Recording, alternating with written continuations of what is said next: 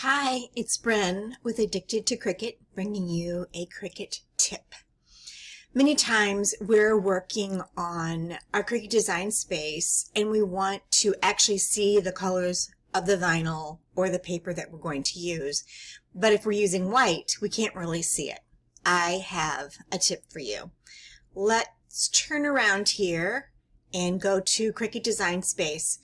This is the way it always looks. It's white. But if you have another layer like I do back here that you can't see because it's white, it's hard. So come all the way down to the bottom of Cricut Design Space on the right hand side and click the little button that says, what does it say? Blank Canvas.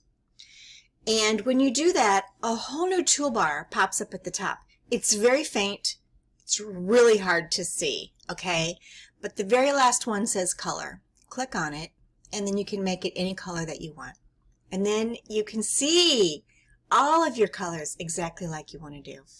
Isn't that great? It's a great tip. Okay, you guys, go forth and happy crafting.